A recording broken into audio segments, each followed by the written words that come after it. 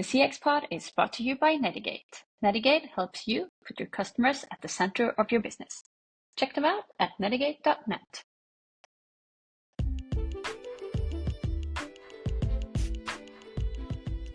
Welcome to the CXPod, where we aim to expand people's perception of customer experience management.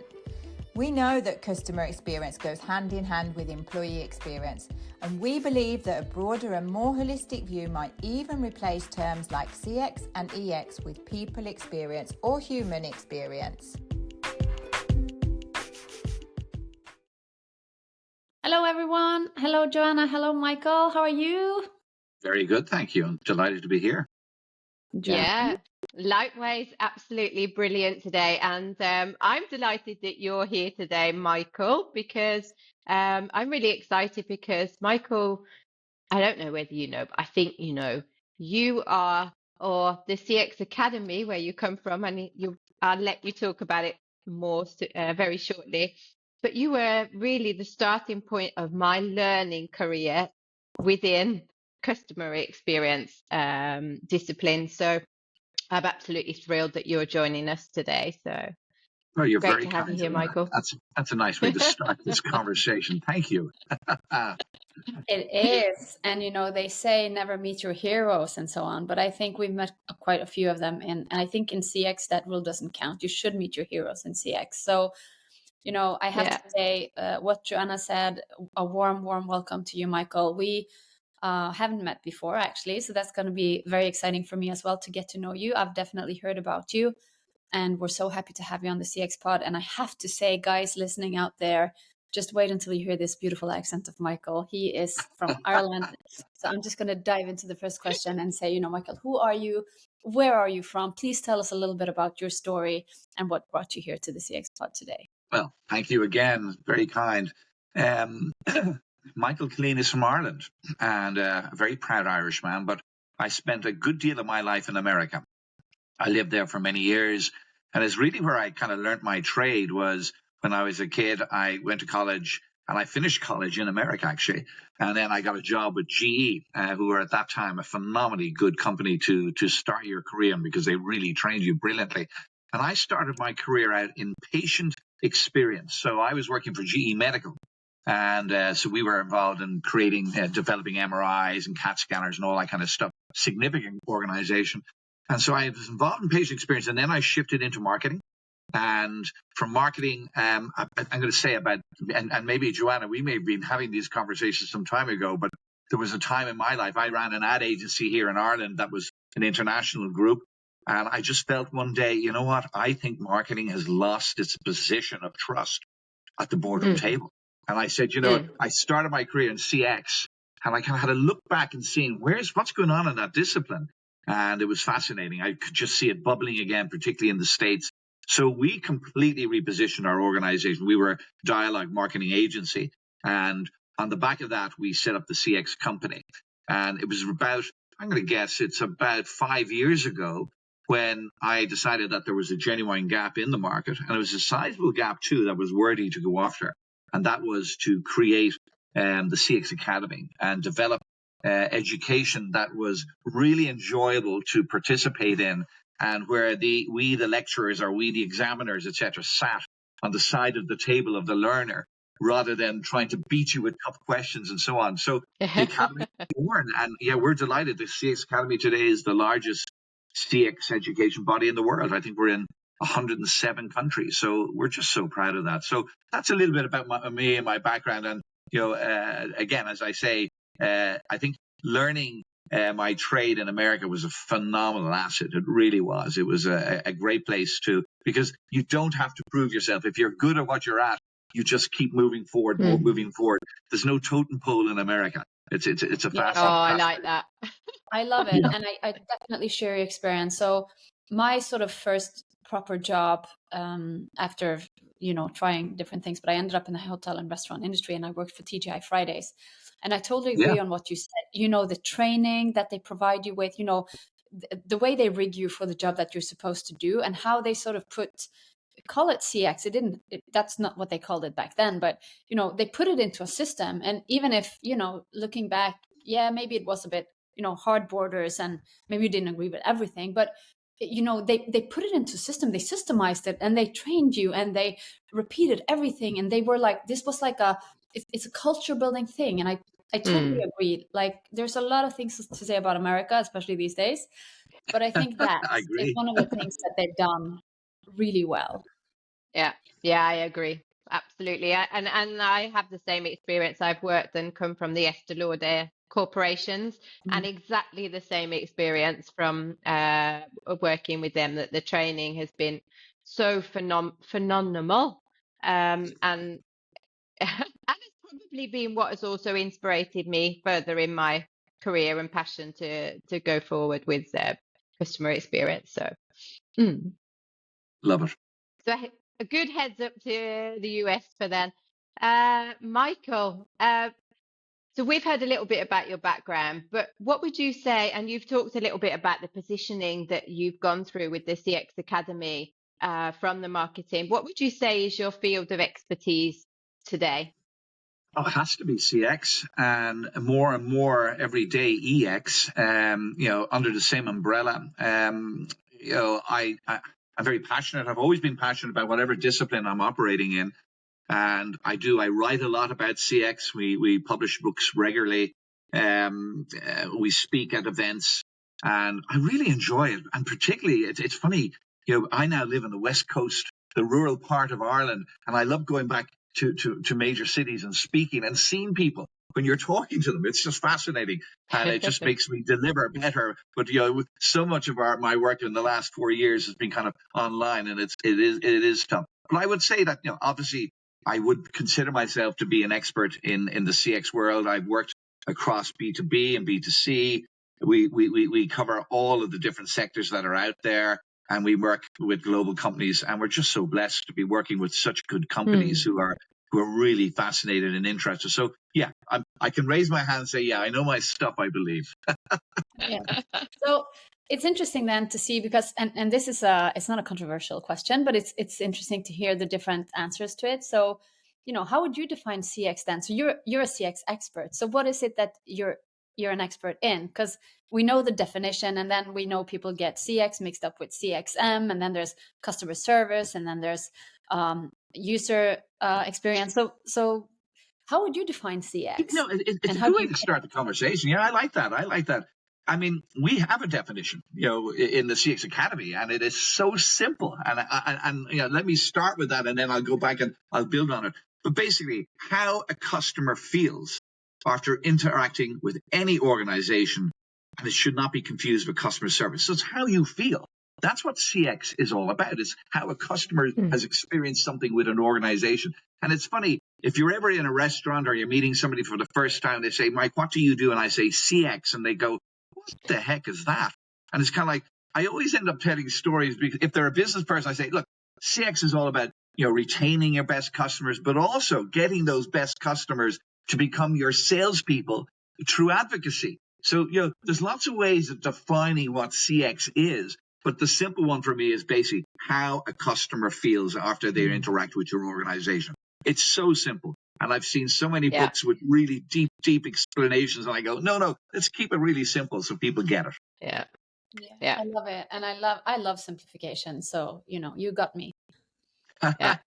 Moving on from customer experience, because you touched on this, Merete, you also said we sometimes get confused with customer experience management. But so who do you think should own customer experience within an organization, and what is that function? Is that function customer experience management in your eyes? What's your opinion on this?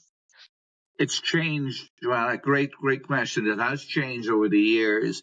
I used to feel that we needed a specific person to lead CX and potentially a department. And what I witnessed in the early days, particularly in the financial sector in the United States, where they were shutting down their marketing department and literally rechanging the sign to CX department. And I was going, okay, that's interesting. So it's kind of falling into that marketing space. But for me, and I think we would all agree with this, that every member of staff needs to be trained in customer experience. This, regardless of whether they interact with customers or not, CX is all about the whole organization coming together And I've often said that it's not the responsibility of one individual like the head of CX or one department. The whole organization, it's just not the responsibility of one individual. Everybody in No. the organization, and particularly those who are not interacting with customers. Time and time again, I would be in a workshop and somebody would say, they might be on their phone line saying, "Is everything okay? Do you need to leave and deal with something important?" I say, no, I really shouldn't be here because I'm not engaging with frontline staff. And it's like, guys, no, you have a real role. And what I love about it is that when you sit down and have that conversation with people, they start to wake up and get really excited to go, okay, I see. So I'm supporting staff. They're supporting frontline customers. It really is. It's a cross-functional approach. And it's a very lonely approach if you are a CX director. And we've talked about this time and time again, that they feel like they have to become a diplomat within the organization, and their voice is always getting heard. And what they need to do is get other leaders within the group to have a voice as well, so that they're not, just being ignored. It's a tricky one. It's a tricky one. So, and I'm tracking off the script now, but what do you think? This is actually a question we should take in, Joanna, just as a note to ourselves as well. But what do you think is the reason that, when it comes to so many things within a company culture, it happens and it sort of flows and it goes. But with the customer experience, it's so hard work. You need to constantly convince people.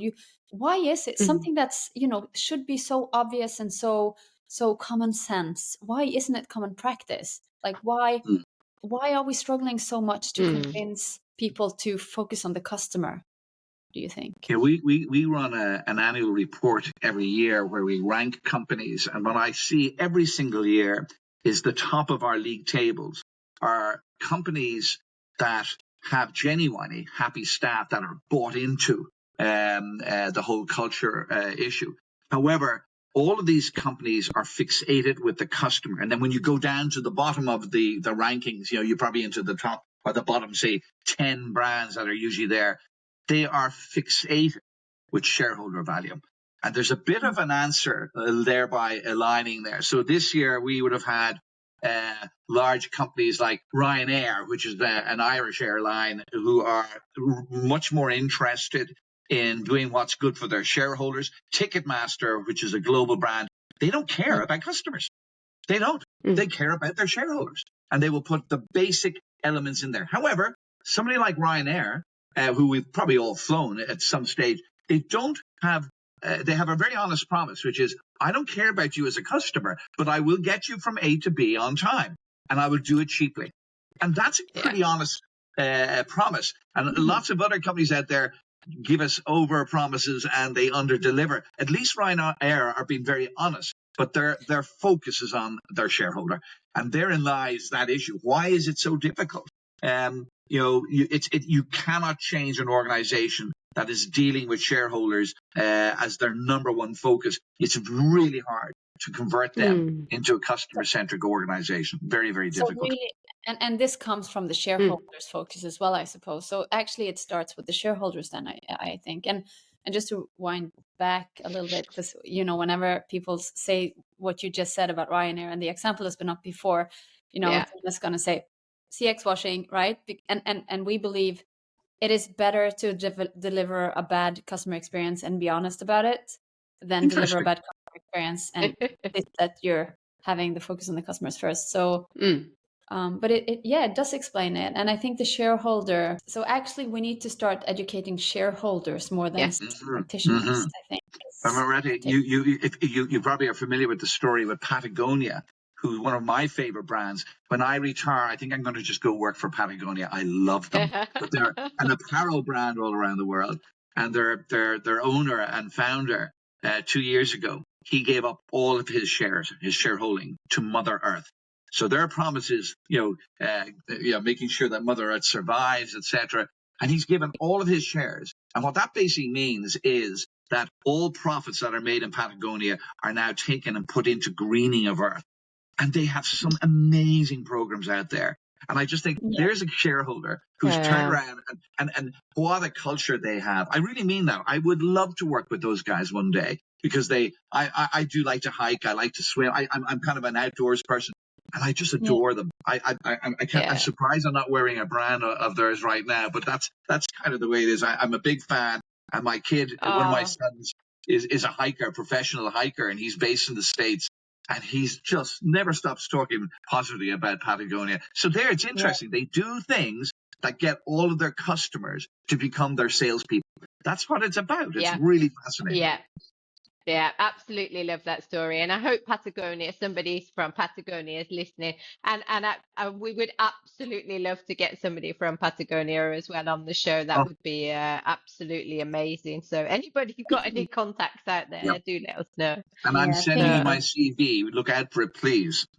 Yeah. We can do a trade-off. Like, if you come to visit the pod, we will give you Michael when he retires. Yeah. So guys, as much as we could talk about Patagonia, I suppose, forever, we need to move on. So I wanna hear, and this is also quite a wide question. So you answer it the way you see best fit. But what do you think is the most significant challenges that companies face today when they're trying to serve customers well? Yeah, it's a challenges, obstacles out there do we have? Yeah, I think this whole issue of the human touch, empathy training for frontline staff, the whole AI movement, what are we doing there? We coined a phrase for one of our ebooks called digital when I want it, human when I need it. And to me, that is the absolutely appropriate dual solution for every business, whether you're a charity, whatever organization you could be government, etc. Digital when I want it, human when I need it is the correct solution. There are so many things. In fact, my colleague Julian Douglas was recently at a conference, I think it was in Amsterdam this week, actually. Last week. And he came back and said, the whole human touch within the call center environment, it's basically AI is for process, human is for CX excellence. So that to me, it's certainly a key area. I mean, the silo breakdown or the breaking down of kingdoms, we see silos in every organization around the world, but when you move into telco, when you move into utilities and you move into banks, they're not silos, they're kingdoms. They are unbelievable. You cannot shift them. So there's a huge amount of work. And for us, we always say, DX is really, it's brilliant. It's a beautiful discipline to understand. It really is. But it's bloody difficult to deliver it because of this silo issue. So, again, the CX champion, the job they have is so tricky. You have to be a diplomat to be able to get everybody talking together. And if they're not talking together, the magic doesn't take place. And we would always say the best way to create CX excellence is to get department heads from around the company to sit around the same table at the same time and ask them the question, how can we all as a group deliver excellence for our customers? And that's where the magic takes place. You sit down, you take out the popcorn and just listen to everybody. It's beautiful. That's where it is. So it really is interesting when you get them all together and believing that they can find solutions that they've never done before. It's great. Again, we actually have to do a little shout out to Camilla, who was our guest a few weeks back.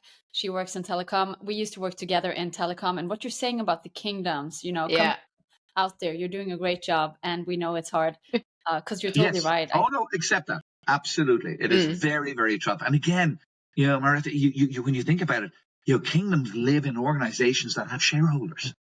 It's an interesting connect. So anyway, we go on. I may provoke someone now, but I'm trying not to.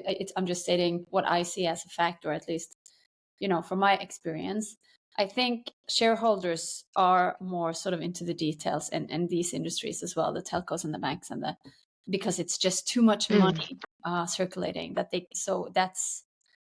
I'm not going to even speculate why actually, but I do see a tendency that, they are ran by stakeholders much more than maybe any other industries. I think, and Michael, you probably got some a take on this as well. I had a conversation recently, and this was also referring back to an earlier podcast guest who was Olga Popatseva. I think I said that correct. Where she was talking about target operational models, and I think this has been one of the things that has been communicated to me is that we're missing something within our organizations to actually make customer experience operational across our kingdoms, across all of our silos, across what should I say, our technology architecture, our culture, all of these different pillars that sort of support the customer centricity within an organization. Maybe it's these target operational models that would speak to a shareholder group, because this is where we actually start identifying, okay, these are the pillars that will support the way we work with customer experience. And within these pillars, we need to put some targets, or we need to identify where we can make improvements and put some targets on them, so we can actually see the financial results of making these improvements, or as Merete likes to say, the cost of inaction if we don't make improvements within these functionalities. So yeah. No, it's, you know what, as you're saying that, Joanna, you're sparking something in my head. We have an organization, I expect you have as well in your country, on Post, which is our post office. And the post office have postman, postwoman, and they visited every single citizen's house every single day. And we know them by name. And the culture within that organization is all about the deep, deep community. So from a shareholder's perspective, they're able to say, you know what, there's such a strong culture. Patagonia, we just mentioned, you know, here are these companies. And I think in order to win over shareholders, you do need a very powerful but simple, clear promise to the marketplace. And we have so many companies around the world. I see them all the time. We have one financial institution that would their promise is backing the brave. They've never backed the brave in their lives. You know, so again, it's just falling into these traps, etc. Keep it simple, etc. And I just think that they have a huge influence, because as a shareholder, there is a movement taking place for shareholders who want to get behind sustainable brands, but brands that care about communities, etc. So I think there is something happening there. I don't know if it's our brief, Joanna, to lead that, but it would be better for everybody if there was a bigger movement to get shareholders to support those companies better. Absolutely. Yeah, I think we should take on this challenge. We should, and there should be like good on you. CX Academy. There should be a specific course for everyone who wants to be a shareholder. You need to, or at least maybe the board, right? We could talk about that. Yeah. Okay, we've got a business idea. We'll follow this one up. Great. Okay, should we dive into the next question? Please. I'm not sure if it was your turn, Merete, or mine, but I'll jump into a question. From your perspective, what would you say are the key attributes of a customer-centric company? Yeah, it's a good one. And I think, again, because I study CX champions around the world, and I see these similarities right across the board. And I suppose the first one is that it's not necessarily a customer focus within those champion companies. It's also an employee focus. You know, and it's getting that balance right. And what I see is, you know, you look at companies like a DHL, another logistics type company. They've been a phenomenal CX champion around the world, but they really do. They believe in that whole prospect of happy staff equals happy customer. They fully believe that. And all of these other companies that we see time and time again in those top 10 league tables, they really believe that. And I think another thing that I'm starting to notice a lot is that companies who are not afraid to fail, particularly when it comes to empowering staff to give customers great experiences. I just tripped over that recently. I'm going, wow, that is brave. And it's around the empowerment, because so many times they go, well, we can't really do this or we can't do that. But when you do, God, they really step up above others. And it's a real great differentiator for them. I suppose one thing that we found from our report this year was that we have companies that are open to introducing new initiatives are just generally innovative. If you're not innovating, you're going backwards. And that was that is one of the lead titles in our report this year, was around that. And then, of course, we've already talked about the cross-departmental collaboration. You know, if you don't see leading organizations out there with silo issues, they don't. They just work beautifully across. And in fact, this transferring of positions, people will spend 6 months here, 6 months there. You know, you just sense it. You can taste it when you walk into an organization that they really have it. So there's some thoughts that were kind of identify leaders in that particular space. What are your thoughts, Joanne? Have you anything to add to that? I mean, what are your thoughts? I think that was some really great input there, you know, especially with as you mentioned now, that where companies actually are able to jump in across silos and actually Oh yeah. take on different roles. I think that's a really interesting one. Yeah, I love, I think the key attributes of a customer-centric organization today are definitely the ones that are daring to be customer-centric. If Yeah. you get what I mean, actually daring to really understand what it means and invest in making sure on taking their organization and their movement in that direction, in having a promise and daring to stand behind it and daring to say, okay, well, this means that we have to make certain choices or changes within our entire customer journey or life cycle journey. Okay, well, let's do it. How shall we do it? Yeah. I Yeah. think it's, yeah. It's funny, Joanna, as you're talking there, you're just stimulating a thought in my mind. No one ever got fired for hiring IBM. Do you remember that statement? That was a statement we kind of grew Yeah. up with in the 80s. And I'm just thinking, if there should be a statement, here's a mission for you two, okay? No one should ever be fired for doing what's right for the customer. And now there's a Yeah. challenge. No. You have to be brave. You really do. And I think, there's nothing wrong with that as a statement for any organization. You should not. No. You should be, motivating everybody to do what's right for the customer. And sometimes that can go back and bite you. But Yeah. it should We be do a have the philosophy for all example. business. It really is. Yeah. Yeah. Yeah, and we've mentioned this example before, and I'm not going to tell the whole story, but about the airport train host who actually sort of hijacked the bus to get the people from the train to the bus to the airport because the train stopped. And then, the analytics, I think he was head of analytics. He said, disobedience is what creates happy customers, because, when an employee makes a decision to go out of line or out of, that's, and I think it's back to the human touch, like you say.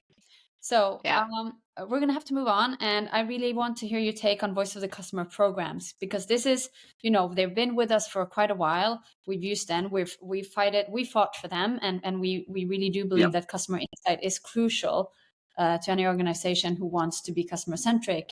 But then 2024 came and so much has happened, technology wise and AI wise. So what's your take on this? And especially also since our sponsor Netigate is a customer insight company, amongst other things. So, it's always interesting to loop them into the discussion as well and hear your thoughts on this. Well, loop is the key word here. I'll come to that in a minute. This is a really interesting question.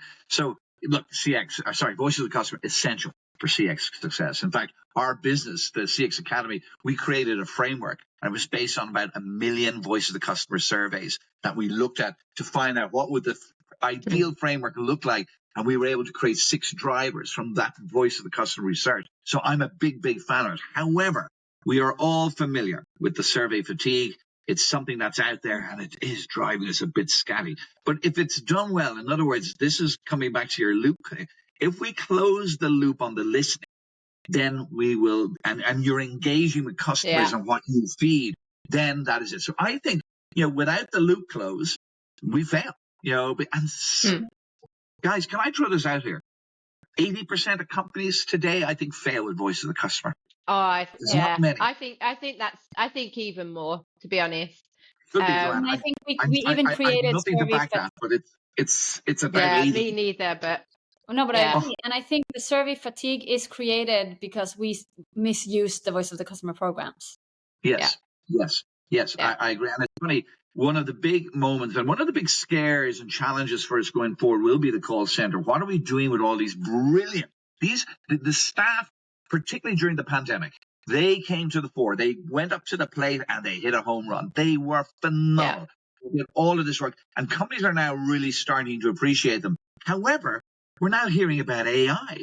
So, like for us, obviously, it's about maybe focusing our human staff now in the whole empathy training and making sure that they're brilliant listeners, etc., and let AI deal with the basis. However, what I'm loving about the call center and kind of that complaints group is that they should be viewed as profit centers rather than cost centers. because they are Yeah. capturing so much amazing insight that we can use that, one, by fixing the issues, and then creating amazing deep advocates for the brand who go out and sell on our behalf. It really is. It's a phenomenal movement. But ultimately, it's interesting. I've not had that conversation before, but I just get a sense that the majority of voice of the customer programs in the markets today are box ticking exercises. And you guys did that wonderful podcast the other day about calling it. Yeah, you need to call it when it's not happening. And I just think from that perspective, we need to do a fair bit of that now around voice of the customer. It's not being leveraged the way it should be. It could be, and we could do a better job there. Yeah. Yeah, I'm 100% behind you there, Michael. And we've talked about this a lot. You can just look at your own history with if you've answered any sort of surveys. Have you had any loop back? Has anybody followed you up? Probably. I think the majority of people can say no, probably never, which just is showing that the way that they've been managed today is not actually working as they should be. But the opportunity within Voice of the Customer software, I think, such as Netigate, our sponsor, is the opportunity is that they can actually get this feedback from the call center, from the emails, from the telephones, from many different channels, and turn that feedback into relevant insight that then can be responded to immediately, whether it's closing the inner loop or the outer loop, so to say. So whether it's responding immediately back to the customer, but also using this information to make bigger, more strategic, more long-term decisions. So and it's another thing too. Those companies that really engage in voice of the customers, it's in their DNA. And these are leading CX champions. They actually enjoy the process of getting feedback, good or bad, from customers. They eat it up. Whereas others go, don't have time. I have other things to focus on. I've got an acquisition program. They really enjoy that element. So these are the kind of signs you look out for the real champions out there. So am I right then to summarize sort of our today's take on voice of the customer programs is, we need them, we value them, but you have to use them right. And, we have to keep developing how we use them and for what. And we need to close the loop, basically. Is that a fair sort of summary? You're so right. And in fact, you could go back to 100, 200, 300, 400 years back. And voice of customer has been with us forever. And it's just, there's a curiosity in people's brains. And I own that. I have so much curiosity. If I see something, I want to know a little bit more. We love this feedback because we can react to it. And I think there's many, many people out there like that. But it is wonderful. So I don't know where I tripped over the curiosity bug, but I have it, and it's a deep one. And I'm constantly annoying people in restaurants and in retail outlets and asking them questions, and they look at me, who is this weirdo? Get rid of him. Security. It's shocking. I say, no. I'm genuinely interested in why you did that or something like that. It's funny. It's funny. No, but I think that's a gene that we all, all of us who care about customer insights actually share this, because it's and it's, I think it, again, back to humanity, we are really interested in understanding what people do and why they do it, right? And what makes them feel the way they feel. And we should definitely have more of that. So so we're gonna have to move on. Joanna, I'm gonna pitch it right back to you since you're on your roll today. Okay, I'm going to take the last question for today, and this is a question that I absolutely love. So Michael, were you the one trying to secure funding for a customer-centric improvement within your organization? What is the first thing you should do? Oh, that is great. And particularly with AI on the agenda for so many, this is a brilliant question to be discussing. It's funny. I've learned this since I started business. The best thing to get, and this is a personal thing, there's nothing backing this up, but for me personally, I would always do a competitor audit and find out how are they using. Let's say we were looking for a budget for AI development. Let's say that was the question. Then I want to see what my competitors are doing in the AI space. There is nothing more powerful than going to a board and saying, and this is what our competitors are doing. They will sit up, they will drop their pens, and they're like, what is going on here? that's one kind of it is a simple step, and I think we should all be doing that.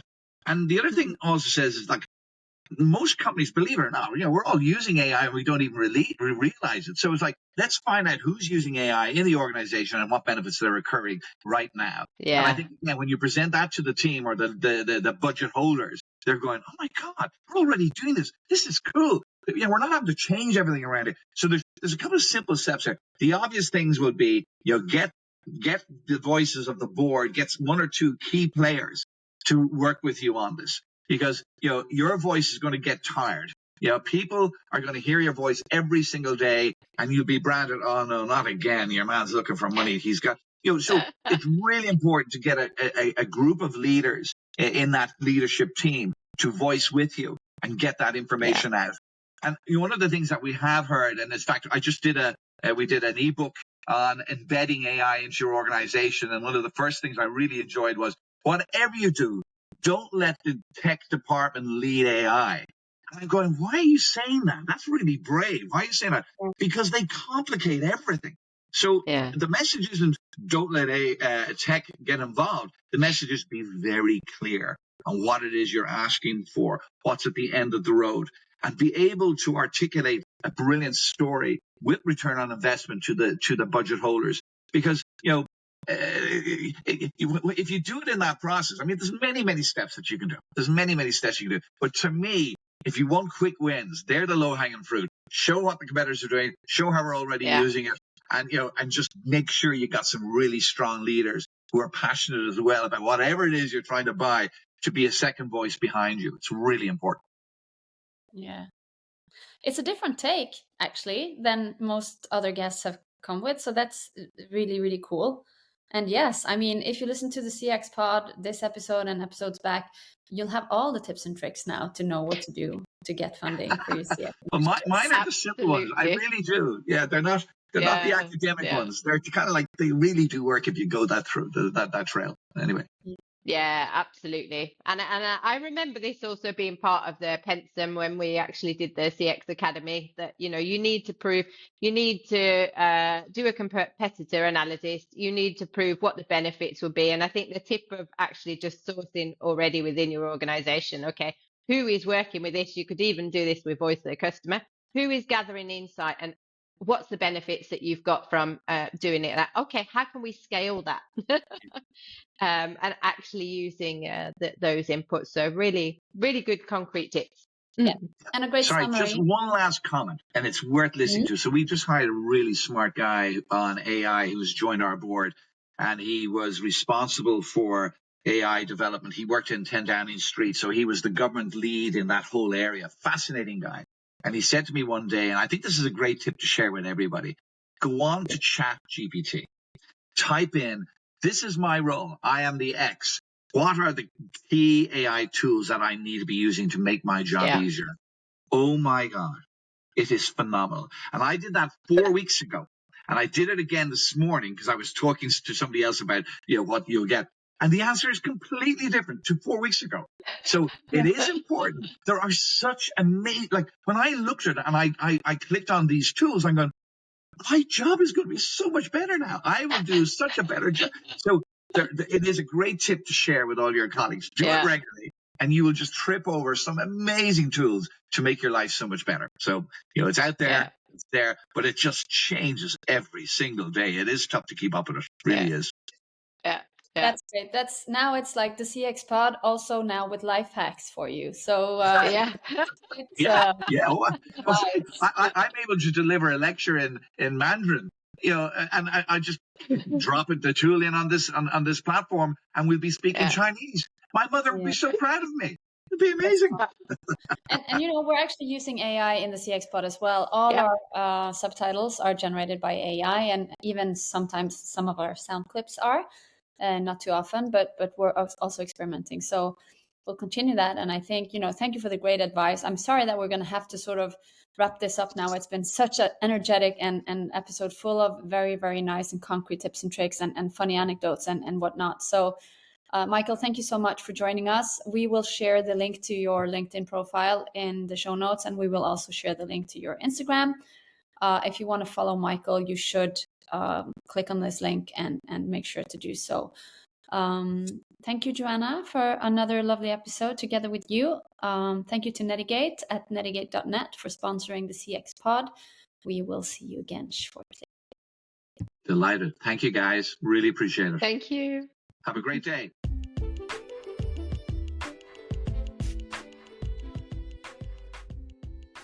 Thank you for listening to the CXPod. If you want to reach us, you can always find us on LinkedIn, and please remember to follow us on Spotify and leave a review of what you think.